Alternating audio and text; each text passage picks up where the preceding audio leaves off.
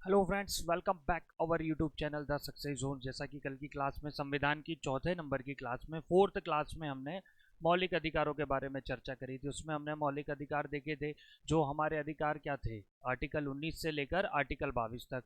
उसमें कल की क्लास में हमारा एक चीज़ छूट गया था जिसको हम आज कवर करेंगे। वो है आर्टिकल नंबर 21। आर्टिकल नंबर 21 को हमने कल की क्लास में देखा था कि आर्टिकल नंबर 21 को सुप्रीम कोर्ट ने क्या किया है, इसका बहुत और विस्तार किया है। जो क्या बोलता है, प्राण एवं दैहिक स्वतंत्रता की बात करता है। उसमें वह हमारे जीवन उपार्जन का अधिकार भी उसी में दिया गया है, निजता का अधिकार भी उसी में दिया गया है, ठीक है, जीवन साथी अपनी इच्छा से चुनने का अधिकार भी उसी में दिया है। तो आर्टिकल नंबर 21 में और क्या चीज की गई है, चलिए इसको देखते हैं। कि एक चीज आपने सुनी होगी जिसका नाम होता है क्या, एक योजना चल रही है जिसका नाम क्या है, मनरेगा, महात्मा गांधी राष्ट्रीय रोजगार गारंटी योजना। इस योजना के अंतर्गत यह किया गया था कि 365 दिन में से प्रत्येक व्यक्ति को कम से कम क्या होगा, 100 दिन रोजगार दिया जाएगा। वर्तमान में इसको कितना कर दिया है बेटा, 150 कर दिया गया है। तो मनरेगा के अंतर्गत जो रोजगार की व्यवस्था की गई है, वह रोजगार की व्यवस्था किसके अंतर्गत डाली गई है, आर्टिकल नंबर 21 के अंतर्गत डाली गई है। इसी के अंतर्गत एक चीज होती थी, अगर आपने देखा होगा, एक त्यौहार मनाया जाता है पोंगल। पोंगल कहाँ का त्यौहार है बेटा, पोंगल त्यौहार है कहाँ का, तमिलनाडु का। इस तमिलनाडु के पोंगल त्यौहार में एक कल्चर किया जाता है, एक एक्टिविटी की जाती है जिसको हम बोलते हैं क्या, बुल फाइटिंग। बुल फाइटिंग जो होता है, उस बुल फाइटिंग के गेम पर प्रतिबंध लगाया है आर्टिकल 21 के तहत। किसने, सुप्रीम कोर्ट ने। सुप्रीम कोर्ट ने आर्टिकल 21 के तहत पोंगल जो त्यौहार होता है उसमें बुल फाइटिंग की जाती है, बुल फाइटिंग पर क्या किया है, प्रतिबंध लगाया है। इसमें एक चीज और सुप्रीम कोर्ट ने की है, आर्टिकल 21 का विस्तार करते हुए, आर्टिकल 21 का विस्तार करते हुए संविधान में जो जीवन शब्द है, क्या शब्द है बेटा, जीवन। जीवन शब्द को भी विस्तार से परिभाषित किया है। जीवन शब्द से विस्तार से परिभाषित करने का मतलब क्या, जीवन शब्द को विस्तार से परिभाषित करने के लिए उत्तराखंड हाईकोर्ट ने क्या किया था, उत्तराखंड हाईकोर्ट ने यह किया था कि हम पशु और नदियां, इनको क्या करेंगे, पशु और नदियों को क्या मानेंगे, जीवित इकाई मानेंगे। क्या मानेंगे, जीवित इकाई मानेंगे। इसलिए उत्तराखंड हाईकोर्ट ने अपने एक डिसीजन में गंगा और यमुना नदी को क्या किया था बेटा, सबसे पहले गंगा और यमुना नदी को जीवित इकाई माना। उसके बाद मध्य प्रदेश सरकार ने भी क्या किया था, मध्य प्रदेश सरकार ने नर्मदा नदी को भी क्या माना है, जीवित इकाई माना है। ये भी भारतीय संविधान के आर्टिकल 21 के तहत इसको माना गया है, ठीक है। आर्टिकल 21 प्राण एवं दैहिक स्वतंत्रता के अलावा भी सुप्रीम कोर्ट ने इसका कई हद तक, किस लेवल तक, किस बहुत ज्यादा लेवल तक इसका क्या किया है, विस्तार किया है। इसके बाद हमारा जो अगला टॉपिक है, जो जिसको हमने आज स्टार्ट करेंगे क्लास में, वह क्या है हमारा, शोषण के विरुद्ध अधिकार। किसके विरुद्ध, शोषण के विरुद्ध अधिकार। शोषण के विरुद्ध अधिकार ये कौन कौन से आर्टिकल में बेटा, एक है हमारा आर्टिकल नंबर 23, और एक कौन सा आता है हमारा, आर्टिकल नंबर 24। इसमें क्या है आपका, शोषण के विरुद्ध अधिकार है। अब ये आर्टिकल नंबर 23 में क्या है, आर्टिकल नंबर 23 में यह है कि यदि किसी व्यक्ति का या मानव की तस्करी की जा रही है, मानवों की क्या हो रही है, तस्करी हो रही है, आपको टाइम पर समय पर वेतन नहीं दिया जा रहा है, या किसी भी तरीके का शोषण किया जा रहा है, तो वो अधिकार आपको किसके तहत दिया गया है, आर्टिकल नंबर 23 के तहत। इसके तहत 1976 में ये इसके तहत 1976 में भारत सरकार ने क्या किया था, बंधुआ श्रम अधिनियम लेकर आए थे। कौन सा अधिनियम, बंधुआ श्रम अधिनियम। हम देखा ना भाई, बंधुआ मजदूर होते थे, तो बंधुआ श्रम अधिनियम होता था, जिसको क्या, कब लेकर आए थे, 1976 में लेकर आए थे, आर्टिकल 23 के तहत लेकर आए थे, है ना। आर्टिकल 23 के तहत हम बंधुआ श्रम अधिनियम लेकर आए। आर्टिकल नंबर 24, आर्टिकल नंबर 24 की यदि मैं बात करूँ तो आर्टिकल नंबर 24 में क्या दिया है, आर्टिकल नंबर 24 में दिया है बाल श्रम प्रतिबंधित। क्या दिया है, बाल श्रम प्रतिबंधित। आपने देखा होगा कहीं भी जगहों पर लिखा रहता है कि 14 वर्ष से कम उम्र के लोगों को क्या है, बच्चों को काम पे नहीं रखा जाता है। स्पष्ट लिखा गया है कि 14 वर्ष से कम उम्र के बच्चों को क्या होगा, हम किसी भी तरीके से, और स्पेशली किसी जोखिम वाले काम में, जहाँ पर क्या है, जैसे मैन्युफैक्चरिंग यूनिट है, मैन्युफैक्चरिंग यूनिट में हम नहीं रख सकते किसी भी तरीके से छोटे बच्चों को जिनकी उम्र 14 वर्ष से कम है, किसी भी ऐसे हाईली रिस्की जोन में उनको नहीं रखा जाता। अब इसमें एक चीज़ जो है वो हमारी छूट गई है, जिसमें हमने आर्टिकल 21 को देखा था, उसमें एक आर्टिकल और है जिसकी बात करते हैं हम, आर्टिकल नंबर 21 का clause number A. Article number 21 का कौन सा, clause number A. Article number 21 का क्लॉज नंबर ए आपको क्या अधिकार देता है बेटा, राइट टू एजुकेशन। आपको अधिकार देता है किसका, शिक्षा का अधिकार। और इस शिक्षा के अधिकार के अंतर्गत क्या है, इस शिक्षा के अधिकार के अंतर्गत संविधान में स्पष्ट रूप से ये कहा गया है कि जीरो से, मतलब कब से, 0 से 6 वर्ष तक के बच्चों को प्राइमरी एंड कंपलसरी एजुकेशन देना क्या है, अनिवार्य है। 0 से 6 वर्ष तक के बच्चों को प्राइमरी एंड कंपलसरी एजुकेशन देना अनिवार्य है। ये किसमें है, आर्टिकल नंबर 21 के क्लॉज नंबर 1 में है। और यही आर्टिकल नंबर 21 के क्लॉज नंबर 1 में जब हम आगे देखेंगे अल्पसंख्यक वर्गों की जो शिक्षा के लिए अधिकार दिया है, क्या दिया है, अल्पसंख्यक वर्गों की जो शिक्षा का अधिकार दिया है, अल्पसंख्यक वर्गों के हितों का जो संरक्षण होता है, वो आगे हम देखेंगे। जो आर्टिकल 29 और 30 पर आएंगे तो वो भी क्या है, वो किसकी वजह से सेफ होते हैं बेटा, आर्टिकल 29 और 30 वो होते हैं आर्टिकल 21 के क्लॉज नंबर ए। वो उनको क्या करता है, सपोर्ट करता है, वो हम आगे देखेंगे। इसके बाद यदि मैं बात करूं, इसके बाद हमारा आर्टिकल 22 हो गया, हमारा आर्टिकल क्या हो गया, 23 हो गया। 22 में मानव तस्करी जैसी बातों पर रोक है, आपको वेतन नहीं दिया जा रहा है, आपका शोषण हो रहा है, उसके खिलाफ है। आर्टिकल 24 क्या बोल रहा है, आर्टिकल 24 बोल रहा है कि आप क्या है, किसी भी 14 वर्ष से कम उम्र के बच्चों से बात नहीं कर सकते। अब इसके बाद हमारा कौन सा अधिकार आ रहा है, इसके बाद हमारा आ रहा है बेटा धार्मिक स्वतंत्रता का अधिकार। कौन सा अधिकार, हर व्यक्ति को अपना धर्म सेलिब्रेट करने की, हर व्यक्ति को अपना धर्म मनाने की, हर व्यक्ति को अपना धर्म बदलने का क्या है, अधिकार है। ये कहाँ से कहाँ तक आर्टिकल में है बेटा, ये है आर्टिकल नंबर, कहाँ से शुरू होता है, आर्टिकल नंबर 25 से शुरू होता है और खत्म कहाँ हो रहा है, ये खत्म होगा आर्टिकल नंबर 28 पे जाके ये खत्म होगा। अब आर्टिकल नंबर 25 में धार्मिक स्वतंत्रता को लेकर यदि मैं आपसे एक बात कहूं कि धार्मिक स्वतंत्रता को लेकर सुप्रीम कोर्ट में एक वाद चला था, जिसका नाम क्या था, जो एक मुकदमा चला था, उस मुकदमे का नाम था SR मुंबई वर्सेस भारत सरकार। अब इसमें क्या हुआ था, इस मुकदमे में सुप्रीम कोर्ट ने ये कहा था कि ये जो हमारा जो देश है वो सेक्युलर है, और इस सेक्युलर वर्ड जो है वो हमारे संविधान का क्या है बेटा, एक आधारभूत ढांचा है। हमारे संविधान का क्या है, एक आधारभूत ढांचा है। धार्मिक स्वतंत्रता को लेकर SR मुंबई वर्सेस भारत सरकार में सुप्रीम कोर्ट ने यह डिसीजन दिया था कि हमारा जो सेक्युलरिज्म है, सेक्युलर जो है वो हमारे संविधान का क्या है, आधारभूत ढांचा है।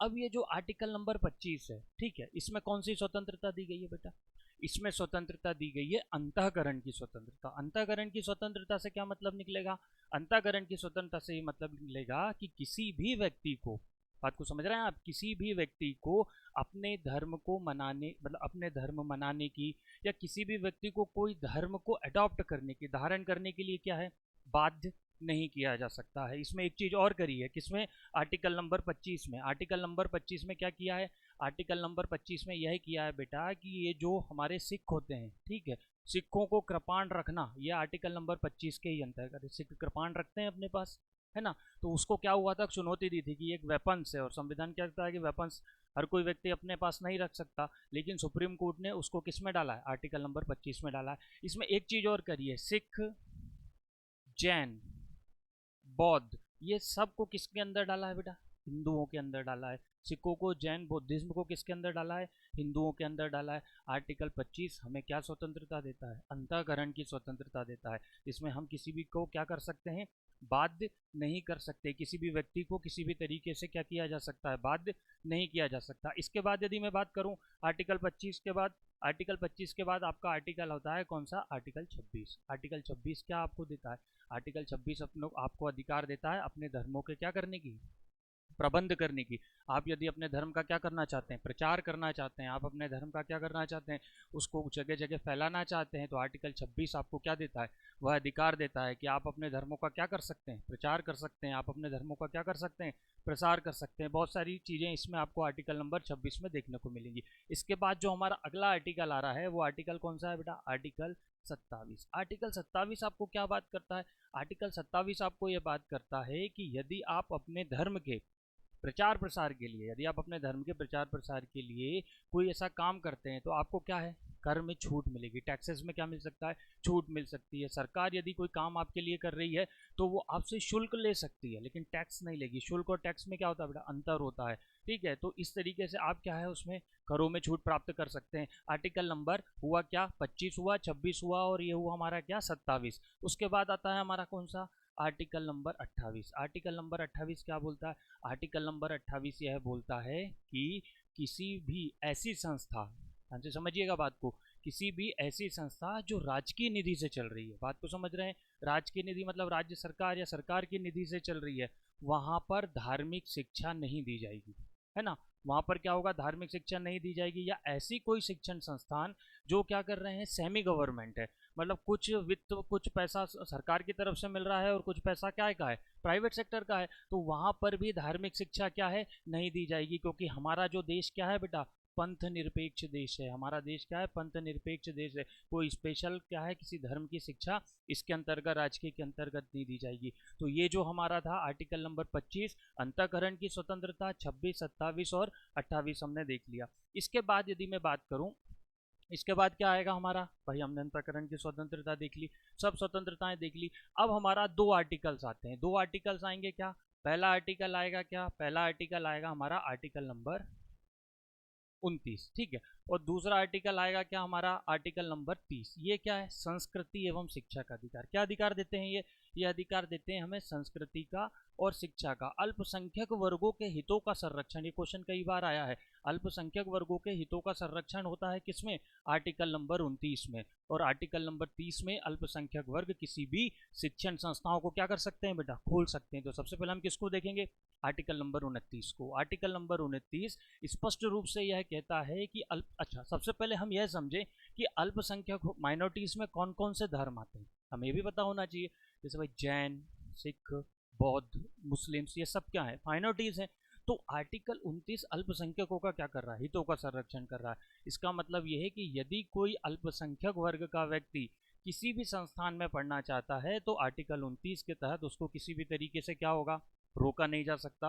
वो किसी ऐसे इंस्टीट्यूट में पढ़ना चाहता है तो उसके हितों की रक्षा के लिए उसको वहां पर क्या होगा, एडमिशन मिलेगा, वह क्या कर सकता है, पढ़ सकता है। आर्टिकल नंबर 30 क्या बोल रहा है कि वही अल्पसंख्यक वर्ग का व्यक्ति यदि कोई शिक्षण संस्थान खोलता है, वही अल्पसंख्यक वर्ग का व्यक्ति यदि कोई शिक्षण संस्थान खोलता है तो उस शिक्षण संस्थान में क्या होगा, उस शिक्षण संस्थान को खोलने के लिए उसको क्या मिलेगी, परमिशन मिलेगी। और वह अपने शिक्षण संस्थान को क्या कर सकता है, व्यवस्थित चला सकता है, उसके साथ पार्शियलिटी नहीं होगी। लेकिन इसमें एक विवाद हुआ था और उस विवाद में सुप्रीम कोर्ट ने कहा था कि यदि कोई अल्पसंख्यक वर्ग का व्यक्ति कोई शिक्षण संस्थान खोलता है, ठीक है, कोई शिक्षण संस्थान खोलता है तो वह 50% रिजर्वेशन रख सकता है, किसके लिए, अपने धर्म के लोगों के एडमिशन्स के लिए। अपने धर्म के लोगों के लिए कितना रख सकता है, 50%। 50% उसको बाकी के लिए रखना पड़ेगा। जैसे भाई कोई अल्पसंख्यक व्यक्ति है, ईसाई है, उसने ईसाई मतलब एक शिक्षण संस्थान खोली, तो उसके लिए कोर्ट ने डिसीजन दिया था कि आप 50% ईसाइयों के लिए रिजर्व सीट रखिए, बाकी आपको सभी लोगों को उसमें एडमिशन देना। ऐसा नहीं कि आप ने स्कूल ईसाई एक स्कूल खोला है तो सिर्फ ईसाइयों के लिए ही आप दें, लेकिन ये भी क्या है, ये ज़रूरी नहीं है, आप चाहें तो इसको क्या कर सकते हैं, रख सकते हैं। तो ये हमारे दो आर्टिकल थे, ये बहुत इंपॉर्टेंट आर्टिकल है। आर्टिकल 29 अल्पसंख्यक वर्गों के हितों का क्या करता है, इसमें संरक्षण होता है। और आर्टिकल नंबर 30 क्या होता है, ये क्या करता है, शिक्षण संस्थाओं की स्थापना करने के लिए होता है। इसके बाद एक आर्टिकल आता है जो हटा दिया गया है, निरसित कर दिया गया है, आर्टिकल नंबर 31। आर्टिकल नंबर 31 में क्या हुआ था बेटा, संपत्ति के अधिकार को क्या किया था, हटा दिया गया है। अब संपत्ति का अधिकार क्या, पहले हमारा मौलिक अधिकार हुआ करता था। तो जब संविधान का पहला संशोधन हुआ, ये भी चीज कई बार आती है बेटा, संविधान में पहला संशोधन कब किया गया था, 1951 में। 1951 में जब संविधान में पहला संशोधन किया गया था, उस समय आर्टिकल 31 में दो बातें जोड़ी गई थी। एक आर्टिकल 31 का क्लॉज नंबर ए जोड़ा था और एक आर्टिकल 31 का क्लॉज नंबर क्या जोड़ा था, बी जोड़ा था। और इसमें क्या हुआ था, फिर बाद में संपत्ति के अधिकार को क्या किया गया, हटा दिया गया। तो संपत्ति के अधिकार को हटाने के लिए क्या किया गया था बेटा, 44वां संविधान संशोधन किया गया। और संविधान में अभी जो है संपत्ति का अधिकार वो किस पोजीशन में, अभी संपत्ति का अधिकार जो है वह मौलिक अधिकार की श्रेणी में नहीं है। तो अभी संपत्ति का अधिकार जो है वो भाग 12 में, ठीक है, कौन से भाग में बेटा, भाग 12 में आर्टिकल जो है वो 300 के सब क्लॉज ए में डला हुआ है। और ये अभी क्या है, अभी सिर्फ ये एक कानूनी अधिकार है। अभी क्या है, यह सिर्फ एक कानूनी अधिकार है, अभी ये हमारा क्या मौलिक अधिकार नहीं है। तो ये आर्टिकल नंबर 31 होता था।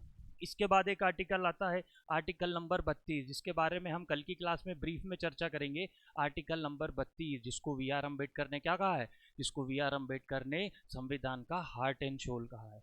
इसके अंतर्गत क्या है, हार्ट एंड सोल के अंतर्गत मतलब हृदय और आत्मा कहा है। इसके अंतर्गत क्या है, इसके अंतर्गत ये है कि यदि आपके मौलिक अधिकारों का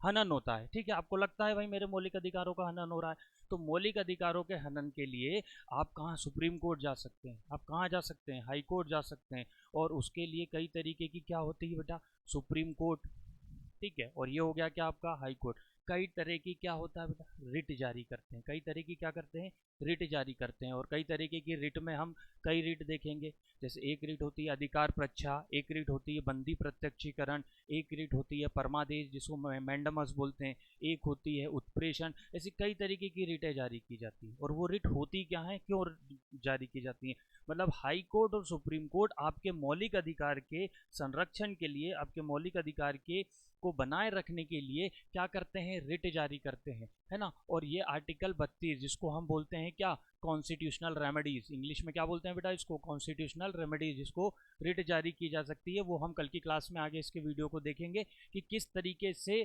जो सुप्रीम कोर्ट और हाई कोर्ट है आपके मौलिक अधिकारों के संरक्षण के लिए, क्योंकि आपके मौलिक अधिकार क्या है, बने रहना बहुत ज़रूरी है। और मौलिक अधिकार हमने कल की क्लास में देखा भी था कि किन किन कंडीशन में बने रहते हैं। इसके आगे की क्लास में देखेंगे यदि हमारे मौलिक अधिकारों में से किस तरीके से प्रतिबंध लगाना है तो हम किस तरीके से उसमें क्या कर सकते हैं, प्रतिबंध लगा सकते हैं। तो बने रहिए चैनल के साथ, लाइक कीजिए, शेयर कीजिए और सब्सक्राइब कीजिए। Thank you so much.